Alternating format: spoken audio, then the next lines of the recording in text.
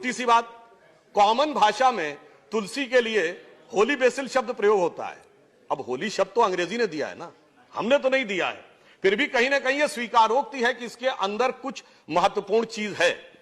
उदाहरण के लिए जिन जिन वनस्पतियों को हमारे यहां स्वास्थ्य की दृष्टि से और पूजा की दृष्टि से भी महत्वपूर्ण माना गया, पीपल का वृक्ष, पीपल के वृक्ष को होली फिग कहते हैं, मगर उसका साइंटिफिक नाम क्या है? वो मेडिसिन साइंस से रिलेट करते हैं। आयुर्वेद जैसे हमारे यहां जूलॉजी, बॉटनी, केमिस्ट्री एक सीक्वेंस है, फिजिक्स, केमिस्ट्री, मैथ एक सब्जेक्ट का ग्रुप है, वैसे ही 3 सब्जेक्टों के ग्रुप में से एक आयुर्वेद था जो बड़ा व्यवस्थित ब्रांच ऑफ नॉलेज था, वो था कृषि। जब ये कहा जाता था ये फूल पत्ती खा के कोई इलाज होता है, रेक्रोसिन, टेरामाइसिन, मेटासिन खाओ, आधुनिक बनो, नई नई मेडिसिन खाओ। आज 50 साल के अंदर हम आ गए go back to herbal medicine. तो भाई तब सही थी साइंस या अब सही है? हम तो तब भी वही थे, आज भी वही हैं, आप बदल गए हैं और इस बदलाव को अब हमें विश्व को स्वीकार करवाने की आवश्यकता है, बजाय इसके कि हम उनके हिसाब से अपनी व्याख्या करने का प्रयास करें। अब मैं एक अन्य उदाहरण आपके ध्यान में डालना चाहूंगा औषधियों के बारे में। तो जैसा हमारे कई सम्मानित वक्ताओं ने बताया, बहुत से उदाहरण उपलब्ध हैं, चरक से लेके और धन्वंतरी जी तक, परंतु जिसको सबसे बड़ी उपलब्धि माना जाता है वेस्ट की, सर्जरी का जितना डिटेल्ड आयुर्वेद में उपलब्ध है, सुश्रुत संहिता में 180 चैप्टर हैं, 1100 डिजीजेज हैं, 121 इंस्ट्रूमेंट्स हैं, 650 मेडिसिन हैं, जिनमें एनिमल, प्लांट और केमिकल सारे सोर्सेस से हैं, और 300 से ऊपर प्रोसीजर्स हैं। और इतना ही नहीं, शायद कुछ लोगों को सुनने में अटपटा लगे, परंतु हड़प्पा सिविलाइजेशन, जिसे आज हम सिंधु सारस्वत सभ्यता कहते हैं, उसके एक्सकेवेशन में सर जॉन मार्शल ने, जो ब्रिटिश टाइम में आर्कियोलॉजिकल सर्वे ऑफ इंडिया के चीफ थे, उन्होंने अपनी बुक जिसमें उन्होंने तक्षशिला के एक्सकेवेशन का जिक्र किया है, पेज नंबर 210 पे उन्होंने लिखा है कि surgical instruments of Harappa civilisation 2nd millennium से अवेलेबल है।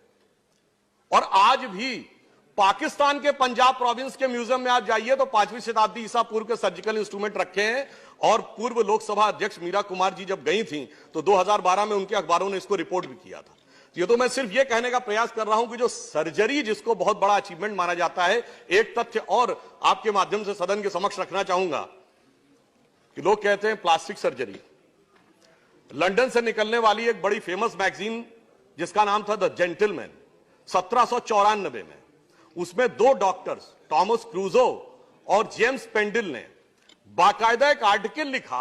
उसमें क्या लिखा कि भारत के पुणे में, यह लंदन में छपी हुई मैगजीन है, 1794, और वो लिख रहे हैं भारत के पुणे में 1793 में एक व्यक्ति की नाक कट गई थी और उस नाक को जोड़ने की प्रक्रिया उन्होंने देखी आयुर्वेदिक सिस्टम से, and that was successfully done. ये उन्होंने रिसर्च पेपर पब्लिश किया। और मजेदार बात यह है कि उन्होंने ये लिखा कि पुणे में जो नाक जोड़ने वाले थे वो कौन थे? कोई बहुत पढ़े लिखे एलिटिस्ट हाई क्लास के नहीं थे। उन्होंने लिखा वो कुम्हार जाति के व्यक्ति थे, जो आज की डेट में ओबीसी में आते हैं। तो यह दर्शाता है कि जिसे हम अपना एडवांस सोर्स ऑफ नॉलेज था, हम कहीं ना कहीं किसी ना किसी कारण से उसे पीछे छोड़ते चले गए। और सिर्फ यह भी एक कहना चाहूंगा, आयुर्वेद कोई सेपरेट सब्जेक्ट नहीं था जिसको वो मेडिसिन साइंस से रिलेट करते हैं। आयुर्वेद जैसे हमारे यहां जूलॉजी, बॉटनी, केमिस्ट्री एक सीक्वेंस है, फिजिक्स, केमिस्ट्री, मैथ एक सब्जेक्ट का ग्रुप है, वैसे ही 3 सब्जेक्टों के ग्रुप में से एक आयुर्वेद था जो बड़ा व्यवस्थित ब्रांच ऑफ नॉलेज था। वो था कृषि, पाकशास्त्र और Ayurveda. Krishi means how to grow, pakshastra means how to cook, and Ayurveda means how to get the medicinal values. और उन सारी वैल्यूज को हम अच्छी तरीके से समझें, और यदि हम उन चीजों को समझ पाए तो आज एक और चीज में हमें बहुत लाभ मिलेगी। इस स्ट्रक्चर मैकेनिज्म सरकार लाई है। आज इंटेलेक्चुअल प्रॉपर्टी को लेकर बहुत सारे विवाद हैं।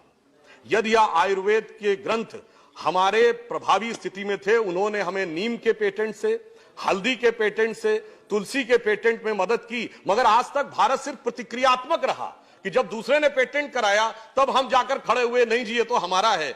यदि हम यह प्रभावी मैकेनिज्म जो सरकार ने बनाया है, इसके द्वारा हम अब प्रोएक्टिव होकर कह सकते हैं कि ये सारे पेटेंट्स हमारे हैं, तो ट्रेड रिलेटेड इंटेलेक्चुअल प्रॉपर्टी में भी आप समझ लीजिए इसका एक बहुत अच्छा लाभ हमें फ्यूचर में मिलने वाला है। के साथ यही हो रहा है। और अंत में मैं ये कहना चाहूंगा कि बहुत सी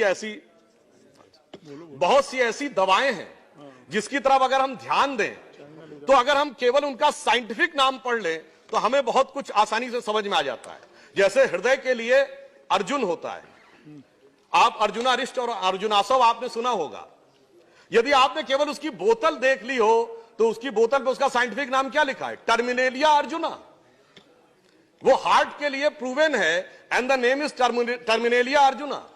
तो ये अपने आप में इस बात को दर्शाता है कि जो हम कह रहे थे, अब छोटी सी बात, कॉमन भाषा में तुलसी के लिए होली बेसिल शब्द प्रयोग होता है। अब होली शब्द तो अंग्रेजी ने दिया है ना, हमने तो नहीं दिया है, फिर भी कहीं ना कहीं यह स्वीकारोक्ति है कि इसके अंदर कुछ महत्वपूर्ण चीज है। उदाहरण के लिए जिन जिन वनस्पतियों को हमारे यहां स्वास्थ्य की दृष्टि से और पूजा की दृष्टि से भी महत्वपूर्ण माना गया, पीपल का वृक्ष, पीपल के वृक्ष को होली फिग कहते हैं, मगर उसका साइंटिफिक नाम क्या है? फिकियस रिलीजियोसा। रिलीजन है साहब उसमें, वो बता रहा है फिकियस रिलीजियोसा, यानी वो मान रहे हैं कि ये धार्मिक दृष्टि से पवित्र माने जाने वाला ये जो पौधा है, ये जो पेड़ है, इसके अंदर बहुत सारे मेडिसिनल गुण हैं। तो अंत में सिर्फ ये कहना चाहूंगा कि देखिए, इसमें गर्व करने की आवश्यकता है, सिर्फ इसीलिए नहीं कि यह आयु का विज्ञान है। कल विनय सहस्त्र बुद्धे जी ने हम लोगों की तरफ से जब शुरुआत करते हुए कहा था, तो उन्होंने एक बात कही थी ना, गर्व से कहो हम हैं। किसी दूसरी चीज के लिए कहा था, वो मत कहिए, क्योंकि जब कहा जाए गर्व से कहो हिंदू हैं तो वो ठीक नहीं लगता, इसलिए कहो गर्व से कहो हैं। मगर मैं कहना चाहूंगा, आयुर्वेद अथर्ववेद का हिस्सा है, and Atharvaveda is a religious text. Nowhere in the world you can find medical science as a part of the religious text. Nowhere you can find mathematics as a part of religious text. इसलिए मैं कहना चाहूंगा, ये जो हमारा ज्ञान है, ये सिर्फ भारत के लिए नहीं, गरीबों के लिए नहीं, सबसे एडवांस लेवल पे जो लोग बैठे हैं उनके लिए भी उतना ही प्रभावी है, और ये पूरे विश्व को आगे ले जाने की क्षमता रखता है। अमेरिकन काउंसिल ऑफ जो सर्जन्स हैं, उन्होंने सुश्रुत को सर्जरी का जनक माना है। मेलबर्न में, अमेरिका में क्या माना जा रहा है वो सबको पता है। यह पंक्ति कह के बात समाप्त करूंगा कि जो अटल जी ने कहा था, मेरे वेदों की ज्योति अमर, मेरे वेदों का ज्ञान अमर, मानव का के मन का अंधकार क्या कभी सामने सका ठहर, मेरे स्वर नभ में गहर गहर, सागर के जल में छहर छहर, इस कोने से उस कोने तक कर सकते जगती सौरभ में। आगे विनम्रता से साथ कहूंगा, हिंदू तन मन, हिंदू जीवन, रग रग हिंदू मेरा परिचय, यही जीवन शैली है। धन्यवाद।